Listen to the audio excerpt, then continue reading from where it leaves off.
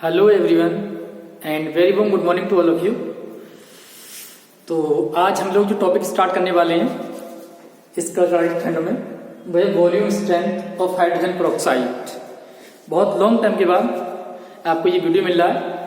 फिलहाल 11th class का topic है जो आपके लिए नीट और JEE mains plus 11th class तीनों के लिए मोस्ट इंपोर्टेंट रहेगा आपके लिए।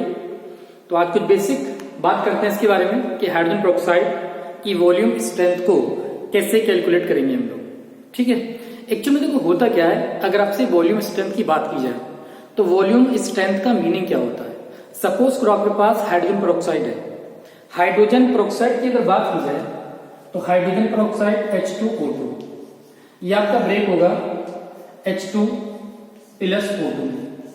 बैलेंस करेंगे आप तो 2 मॉलिक्यूल ले लेंगे, यहां पर 2 मॉलिक्यूल वाटर का फॉर्मेशन करेगा। ठीक है, अब करना क्या होगा आपको, हाइड्रोजन पेरोक्साइड में गिवन होगा आपको वो क्या है 10 वॉल्यूम H2O2 मीन्स कहीं भी कोई लेवल होगा और उस लेवल से सपोज करो ये आपकी जो बोतल है, इस बोतल पे उसने लिख दिया 10 वॉल्यूम H2O2। तो इसका मीनिंग क्या होना चाहिए?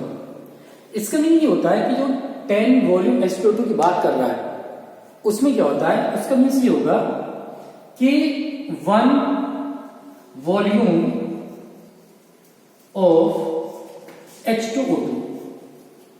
H2O2 gives 10 volume of oxygen gas. कौन सी gas? Oxygen gas at NTP. NT means normal temperature and pressure. Normal temperature पे जो 1 वॉल्यूम होगा आपका, किसका 1 वॉल्यूम ऑफ H2O2, वो 10 वॉल्यूम ऑक्सीजन को रिलीज करेगा। ठीक है, अब देखो मीनिंग क्या हुआ यहाँ पर, सपोज करो 10 वॉल्यूम ले रहा हूं तो 10 वॉल्यूम का मीन्स ये होगा कि अगर इसका 1 वॉल्यूम होगा तो यहां पर इसके 10 वॉल्यूम की रिक्वायरमेंट होगी आपको। अगर मैं इसका 1 ml ले रहा हूं 1 ml तो इसका कितना हो जाएगा 10 ml हो जाएगा आपका। ठीक है ना, अगर मैं इसका 1 लीटर ले रहा हूं तो ये आपका 10 लीटर हो जाएगा। तो ओवरऑल कहने का मीन्स ये है कि इसका एक वॉल्यूम, अगर 10 वॉल्यूम H2O2 है तो इसका एक वॉल्यूम जो होगा वो 10 वॉल्यूम ऑक्सीजन को रिलीज करेगा at NTP means normal temperature और प्रेशर पे। ठीक है ना, अब क्या करेंगे देखो हम लोग, अगर हमको वॉल्यूम स्ट्रेंथ निकालना है इन ग्राम पर लीटर में तब क्या करेंगे, हमारे पास क्या है H2O2, मैंने बोला आपको कैसे ब्रेक होगा आपका H2O प्लस O2।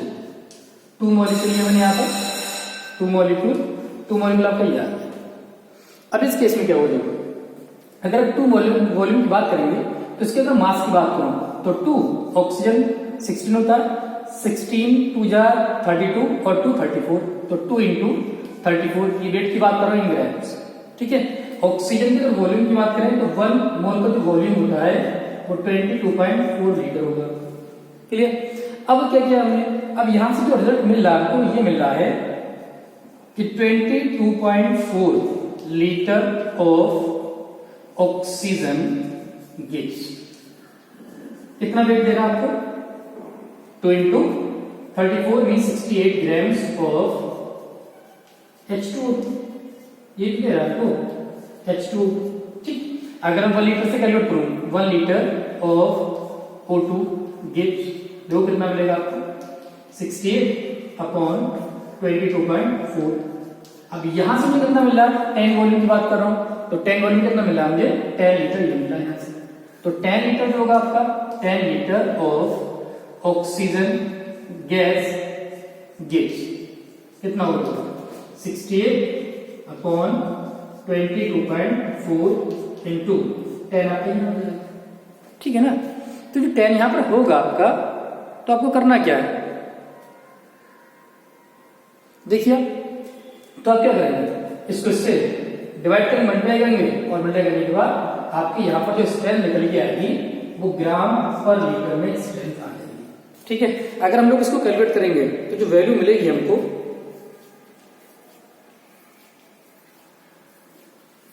कर लो इसको कैलकुलेट, ये हो जाएगा 68 अपॉन 22.4।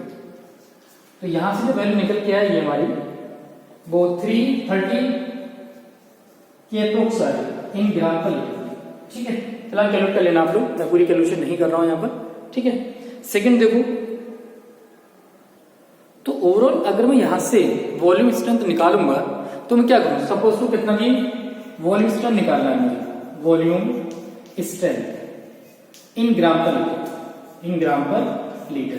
अगर मैं ग्राम पर लीटर में स्ट्रेंथ निकालूंगा तो फिक्स क्या रहेगा 68/22.4 और यहाँ पर जो वॉल्यूम स्ट्रेंथ गिवन होगी आपकी उसको आप लेंगे यहाँ पर वॉल्यूम स्ट्रेंथ। ये कह लो खाली जो वॉल्यूम गिवन होगा आपका 10 वॉल्यूम 20 वॉल्यूम उस स्टेप पे ताकि कंफ्यूज ना हो। तो वॉल्यूम स्ट्रेंथ इन ग्राम पर लीटर निकालने के लिए आप क्या करेंगे 68/22.4 और यहाँ पर आपको क्या हो जाएगा वॉल्यूम जो गिवन होगा उसकी बात करेंगे हम। जैसे सपोज कर आपको 5 वॉल्यूम दे सकता है तो 5 वॉल्यूम का मतलब क्या होगा 5 आ जाएगा आपका। ठीक है, वो क्या 10 वॉल्यूम H2O2 तो मैंने बताया था आपको, यहाँ पर 10 पुट कर देंगे आप। अगर 20 बोल रहा है बेटा आपको तो आप क्या करेंगे यहाँ पर 20 वैल्यू को पुट कर देंगे, आपका वॉल्यूम स्ट्रेंथ इन ग्राम पर लीटर कैलकुलेट हो जाएगा। ठीक है, अब हम लोग इतना नहीं करना चाहते हो तब क्या कर सकते हैं, तो कुछ फॉर्मूले हैं वो देखो आप। फॉर्मूला पहला हम लोग बात करते हैं नॉर्मेलिटी। नॉर्मेलिटी की अगर बात करें तो जो नॉर्मेलिटी होता है हमारा वो होता है वेट ऑफ सॉल्यूट, तो गिवन होगा आपका इन ग्राम पर लीटर, इन ग्राम। ठीक है, और यहां पर हो जाएगा आपका equivalent weight into volume, volume in litre. Clear हुआ आपको? तो ये जो होगा आपका वो वॉल्यूम स्ट्रेंथ हो जाएगा इन ग्राम पर लीटर। तो यहां से नॉर्मेलिटी आएगा आपका वो हो जाएगा ग्राम वॉल्यूम स्ट्रेंथ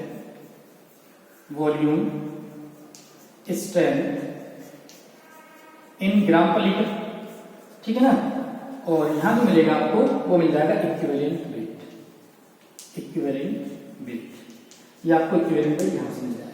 तो इसको आप चेंज करेंगे normality equals to weight upon equivalent weight into volume in litre. तो वेट अपॉन वॉल्यूम क्या होगा आपका वॉल्यूम स्ट्रेंथ होगी इन ग्राम पर लीटर और ये आपका इक्विवेलेंट वेट हो जाएगा। अब इस वैल्यू को अगर आप यहां पुट करेंगे तो क्या रिजल्ट आएगा, देखो वॉल्यूम स्ट्रेंथ आपका 68/22.4 इनटू वॉल्यूम स्ट्रेंथ। ठीक है, आप भी लिख सकते हो उसके यहां से। ठीक है, वॉल्यूम स्ट्रेंथ हो ये तो वॉल्यूम स्ट्रेंथ कंप्लीट होगा, वॉल्यूम स्ट्रेंथ जो गिवन होगी। ठीक है, अपॉन में क्या आएगा आपका यहां से आएगा आपका इक्विवेलेंट वेट। ठीक है, इक्विवेलेंट वेट आपका ये हो गया। इसको जब आप डिवाइड करेंगे पूरा सॉल्व करेंगे इसको, तो सॉल्व करने के बाद जो अच्छा इक्विवेलेंट वेट की अगर बात करें तो वो भी देख लीजिए आप। H2O2 का जो मॉलिक्यूलर मास होता है आपका वो 2 × 1 हाइड्रोजन प्लस 2 × 16 ऑक्सीजन, तो 34 आपका ये हो जाएगा। ठीक है, ऐड करेंगे आप 34 आपका ये हो जाएगा। इसका जो एन फैक्टर होता है, एन फैक्टर मतलब बेसिसिटी, वो 2 होता है। और आपको पता है इक्विवेलेंट वेट होता है यहाँ पर, इक्विवेलेंट वेट वो होता है molecular weight upon N factor. ठीक है, मॉलिक्यूलर वेट कितना आपके पास 34 है बाय 2, कितना है आपका 16, 17 आपका ही आ जाएगा। तो आप क्या कर सकते हैं यहाँ पर जो वैल्यू है वो 17 को पुट कर सकते हैं। तो मैंने क्या क्या इक्विवेलेंट वेट को 17 यहाँ पुट कर दिया। इसको जब सॉल्व करेंगे तो निकल के आएगा आपका वो आएगा वॉल्यूम स्ट्रेंथ अपॉन 5.6। ये नॉर्मेलिटी का केस आ गया। तो नॉर्मेलिटी के केस में फॉर्मूला बनेगा आपका वो वॉल्यूम स्ट्रेंथ अगर गिवन है आपको तो आप इजीली उसकी नॉर्मेलिटी को कैलकुलेट कर सकते हैं। यहां से देख लो आप एक बार। फिर जो कि एक बार आप क्या करेंगे, आपके पास वॉल्यूम स्ट्रेंथ ग्राम पर लीटर 68/22.4 इंटू वॉल्यूम प्रूफ कर चुका हूं प्रीवियस डेरिवेशन में। फिर अगर नॉर्मेलिटी की बात करिए तो weight of solute upon volume litre और इक्विवेलेंट वेट, ये फॉर्मूला होता है आपका नॉर्मेलिटी का, जिसको आपको लर्न करना है यहाँ से। फिर आपने क्या किया, वेट अपॉन वॉल्यूम को स्ट्रेंथ में कन्वर्ट कर लिया, स्ट्रेंथ इन ग्राम पर लीटर में। ठीक है, स्ट्रेंथ इन ग्राम पर लीटर का फॉर्मूला ऑलरेडी है हमारे पास 68/22.4 इंटू वॉल्यूम स्ट्रेंथ। और इक्विवेलेंट वेट निकाल के दिखाया मैंने आपको, कितना होता है 17 होता है। इसको जब सॉल्व करेंगे आप तो ये वैल्यू आ जाएगी 5.6। तो normality equals to volume strength over 5.6 आपको यहां से मिल जाएगा। ठीक है, अब इसकी हेल्प से हम लोग मोलरिटी को कैसे कैलकुलेट करेंगे वो देखो यहां से आप देखो। तो आपके पास जो कंडीशन है वो कंडीशन क्या है, आपने जो फॉर्मूला निकाला था normality equals to volume strength upon 5.6। ठीक है ना, अगर मैं वॉल्यूम स्ट्रेंथ की बात करूं, वॉल्यूम स्ट्रेंथ मीन्स ये मुझे भी निकालना है यहां से। तो कितना आएगा, नॉर्मेलिटी इंटू 5.6 हो जाएगा। अब नॉर्मेलिटी और मोलरिटी का रिलेशन पता है हमको, ठीक है।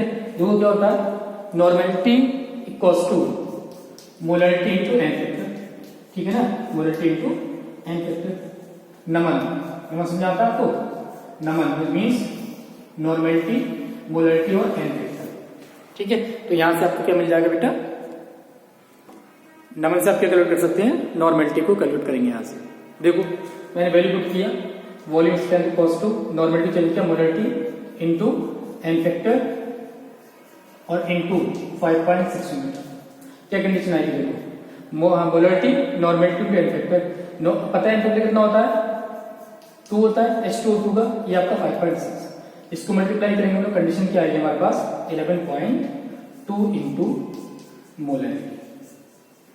तो मोलरिटी के केस में जो आपका वॉल्यूम स्ट्रेंथ होगा, वॉल्यूम स्ट्रेंथ वो क्या निकल के आएगा, 11.2 इंटू मोलरिटी। तो ये आपका वॉल्यूम स्ट्रेंथ यहां से कैलकुलेट हो जाएगा, समझ में आ गया होगा आपको।